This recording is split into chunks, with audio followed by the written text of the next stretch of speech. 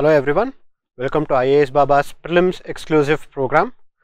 It's a program specifically designed for those who are appearing for Prelims in 2023. So the program is going to be starting from 14th of November and it is going to be on English and bilingual, English and Hindi. So in this video we will be looking into the polity approach class. So when it comes to polity, anybody who prepares for UPSC, they have one thing in common. They say polity is the very easiest subject and they have expertise in the polity. Okay. And when it comes to UPSC exam, the first thing which comes to everybody's mind is polity subject. So let's see how the polity as a subject has appeared in the prelims paper GS1 over the last 10 years.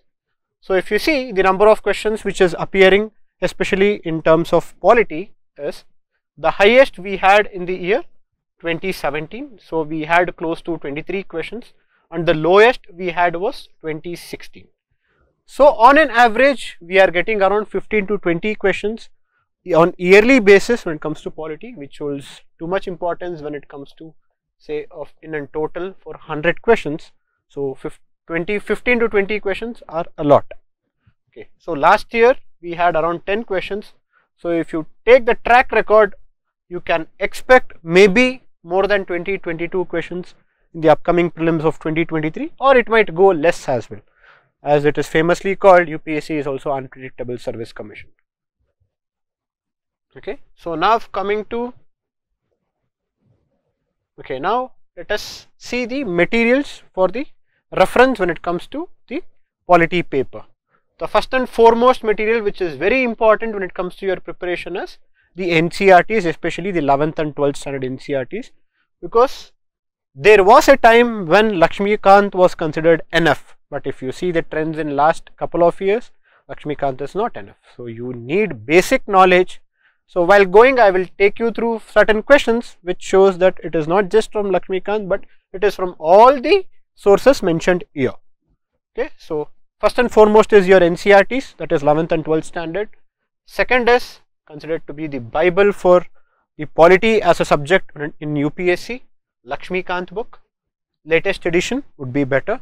The third most important source is your Constitution of India Bare Acts book. So you get a small book probably of around 70-80 pages which has only the constitution, the articles, the sections, the schedules, the parts of the constitution. So it is very important. In couple of slides after this, I will be showing you why this particular book is very important. Next, the newspaper. So we have two type of people, one who refer to the Indian Express and one who are too much devoted to the Hindu. Both newspapers are equally good, but I would rather say Indian Express paper can have more precedence compared to the Hindu. The sole reason being, when it comes to the polity paper, you have very good people who write articles in the Indian Express newspaper, one good paper. So next, coming to the next source, which is e-books of important ministries. See, there was a time when just newspaper reading and Lakshmikant was enough, but seeing the change in the pattern of UPSC, you will be able to find out that there are many questions which are coming apart from these main sources which were referred till date.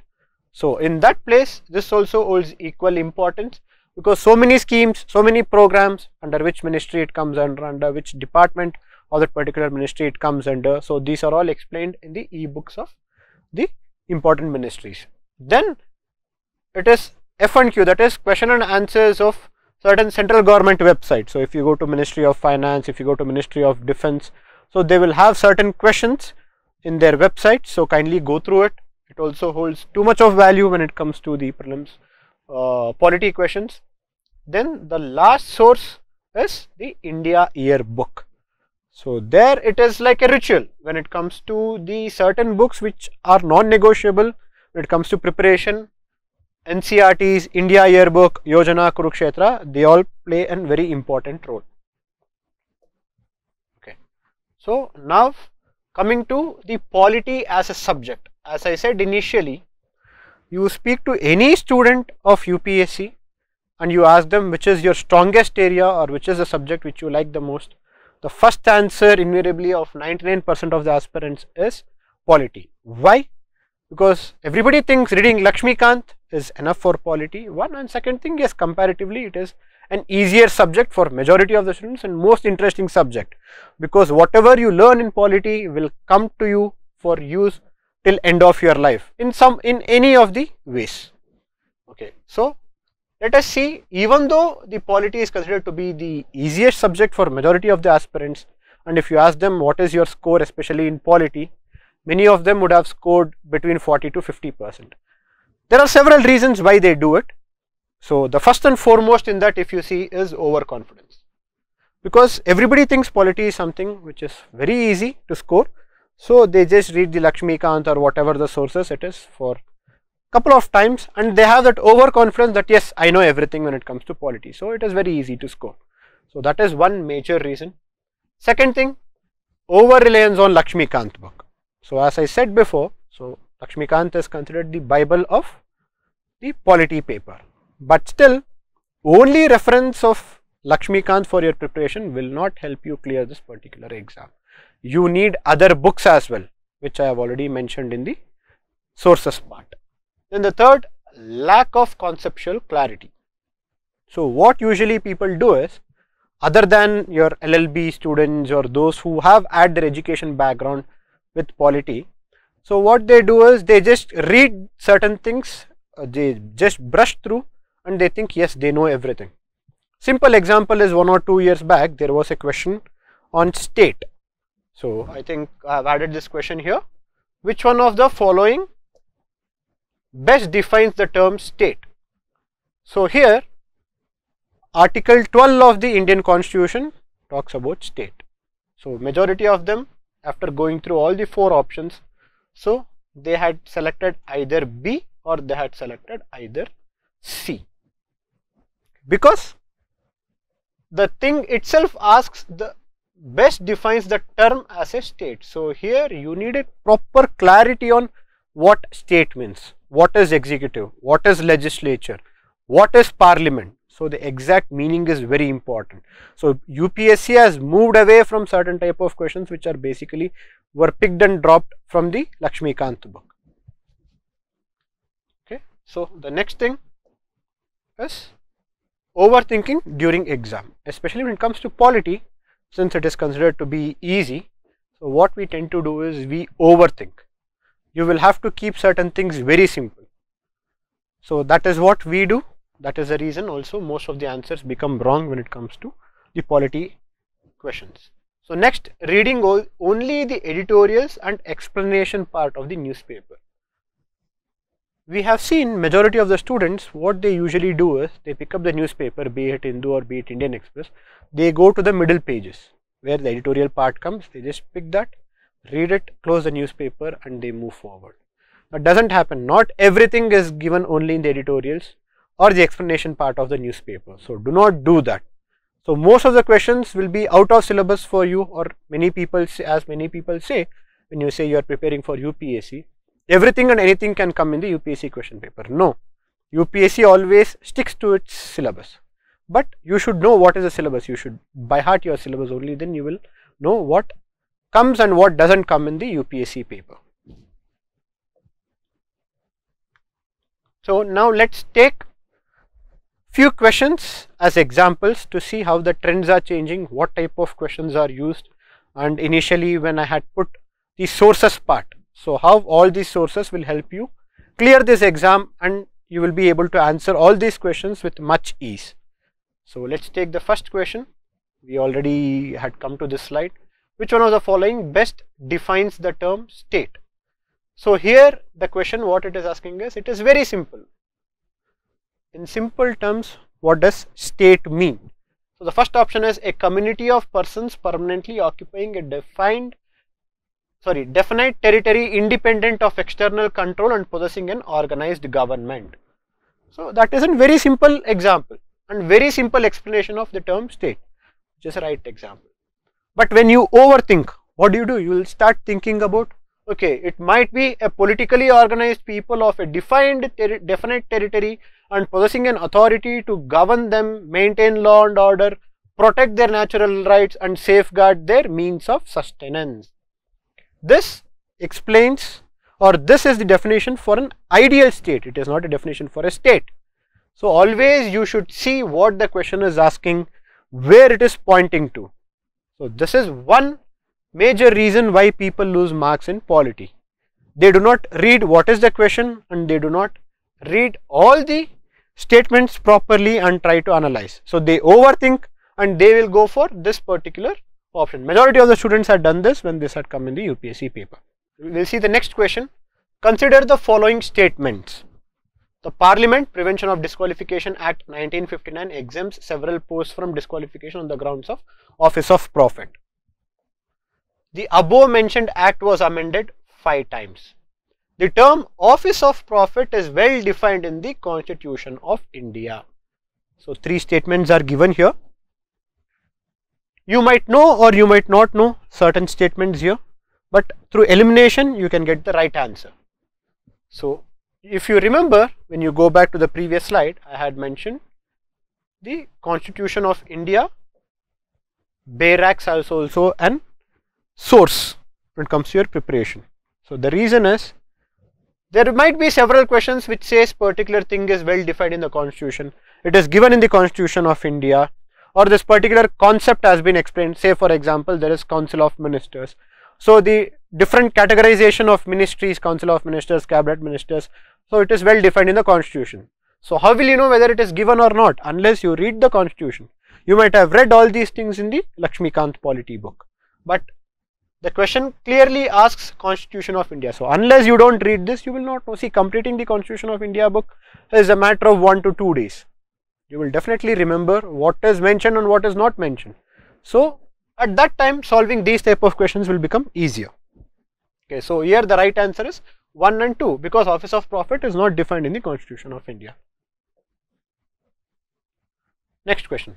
Consider the following statements. The executive power of the Union of India is vested in the Prime Minister. This is the first statement. Second statement, the Prime Minister is the ex officio chairman of the Civil Services Board. So here is where many people tend to overthink and lose marks. Reason being, you will read the first statement, the executive power of the Union of India is vested in the Prime Minister. You will think, yes, the Prime Minister is the most powerful person in the country, and President of India, as per the Article 74 of the Indian Constitution, he just has to listen to the Prime Minister. So you will think, yes, this is right, but do you think it is the right answer? Absolutely wrong. Because if you clearly remember, any legislation, any laws will become an act only after the signature of the President of India. So President of the India is the head of the executive. So he represents the country everywhere. It is only after his signature any legislation becomes an act. So the executive power of the Union is not vested with the Prime Minister, but it is vested with the President of India, who is the first citizen of the country. So if you overthink, or if you have so much of confidence or overconfidence, you will end up marking both as right, but it is wrong. Only B is right answer here. Next question. Which of the following are the indicator used by IFPRI to compute the global hunger index report? Undernourishment, child stunning, morality. So these type of questions do come in the UPSC paper. So for all this, there is no particular material other than your newspapers or the websites of certain ministries. So that is where we say you will have to go through those materials. The next question. Rashtriya Garima Abhiyan is a national campaign too. So these are all current affairs related polity questions which are not covered in your Lakshmikant book or Constitution of India book or your NCERT books.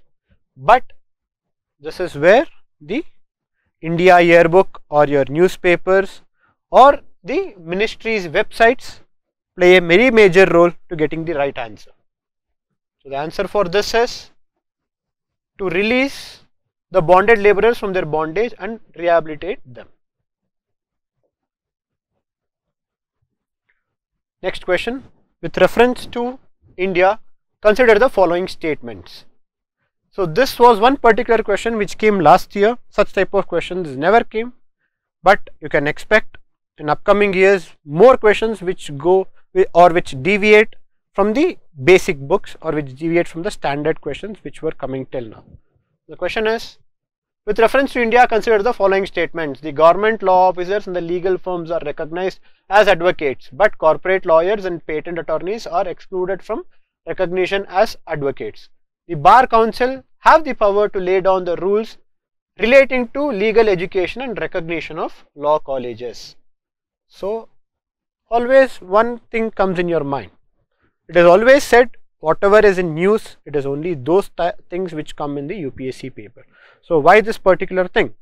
If you can remember, there are certain websites and there are certain newspapers which always carry the news on what is happening in the Supreme Court, the recent laws, the recent judgments which are discussed. So, similarly, recently the Supreme Court is hearing certain cases regarding the powers of the Bar Council of India to conduct All India Bar Exam, which is called AIBE, which the law graduates take after clearing the LLB paper, the LLB exam of 3 years or 5 years course. So, only after this particular exam is taken, conducted by the Bar Council of India, they will be eligible to practice in front of the trial courts or the high courts or the Supreme Courts. So, this exam is conducted by an council. So, this is not an authority which can conduct. So, for the same reason, the case is going on in the Supreme Court and this news is being covered from last 1 to 2 years. So, that is the reason this particular question had come in the 2022 prelims paper. Here the newspaper plays a very important role. So, the answer for this is C. Both are correct, because yes, presently they have powers to lay down the rules regulating to legal education and to recognition of law colleges, and yes, it is only the government law officers who are also called public prosecutors and legal firms who work there as attorneys or who work there as lawyers are recognized as advocates, and people who are working in corporate bodies or who are working in the patent offices are no more or not called advocates, because they do not enroll themselves and go on practice in front of an court. Okay, so I took you through around 5 to 6 questions to show how the trends are changing, what type of questions are asked and how to answer those questions, especially what to do and what not to do when you see a particular question. So, kindly keep those things in mind while attempting the polity paper, even though it is the easiest of papers for majority of the students. But if you see many of them, once you come out of the exam hall, you will think you would have lost probably 40 to 50 questions in negative marking because of the overthinking, overconfidence and lack of conceptual clarity and no proper foundation when it comes to the polity questions. So, now how to master polity? See, polity is very simple. So, as a subject, you will be getting around 18 to 20 or maybe maximum 25 questions in the UPSC prelims paper, and if you get all the questions right, then you can stand a chance to clear the prelims easily compared to others. So, how do you master polity? The first and foremost is the strong foundation. So, if you have a strong foundation, if you have gone through your NCRTs, if you have gone through your Lakshmikant, if you have gone through the bare acts of the constitution and you know these things clearly, it is very easy, because most of the questions, if you see in last 10 years, pick up the previous year questions and see how the questions are being framed. So, if you have a strong foundation, it is very easy to get at least 80% of the questions right. Next, conceptual clarity. Excuse me. So, lack of conceptual clarity will definitely make you overthink and will definitely make you go for a wrong answer, as we saw in the particular question called define the term state. So, these are all very small things which you can adjust with preparation, taking good number of mock tests, joining some good program like PEP to help you master the polity as a paper. The third thing, remembrance of important articles, schedules and amendments of the constitution. So, always remember, in last 1 to 2 years, whatever new amendments were done to the constitution or whatever new articles were included in the constitution, so you should be remembering them, and also the exact number of an article. You should not confuse your article 14 with article 15 or article 15 with article 16, and what are all the particular articles under article 19, what are all rights have been given. So those things you should be able to remember, not all the articles of the Indian constitution, but the important ones which are in use very often. Next, newspaper reading. It is very much important, because when it comes to UPSC paper, any subject, irrespective of it is polity or it is geography or it is environment, it is science and tech, except maybe history, majority of the things are related to the current affairs. So newspaper reading plays a very important role, and especially when it comes to polity, all the government programs, all the changes done to the previous programs of the government, so everything is included in the newspaper itself, and from there direct questions can come. So do not take newspaper reading lightly, like how most of the people take NCERT reading lightly and directly skip to the other basic books, leaving aside the NCERTs.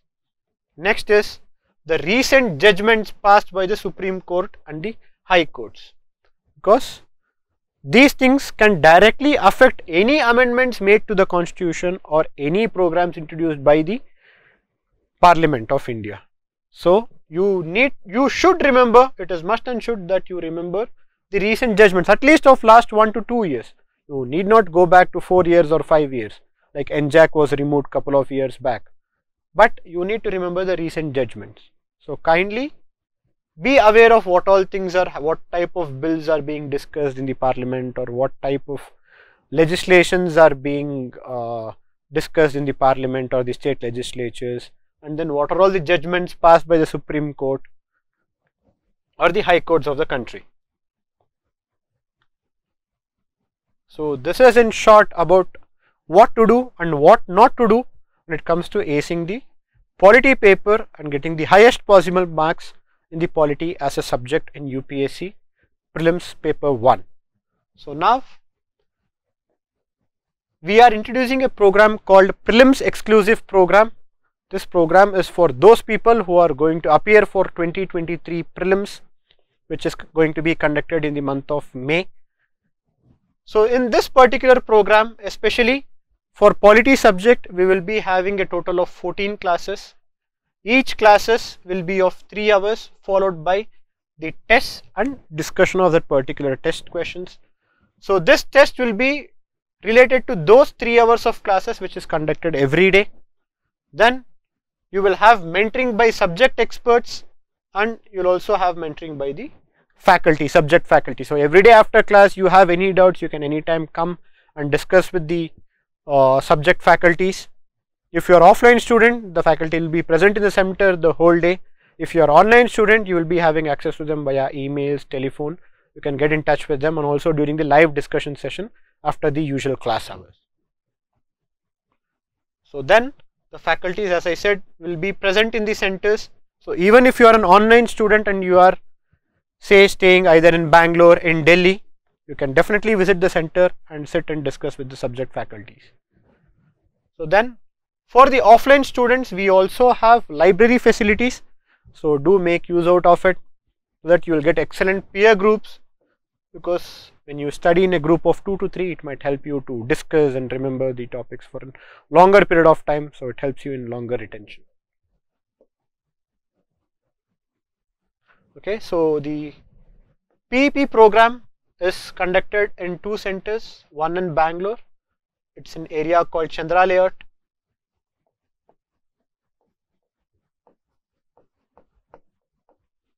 and then in New Delhi in Karol Bagh, or also called Old Rajendra Nagar, and we are going to come up with a new center in India very soon.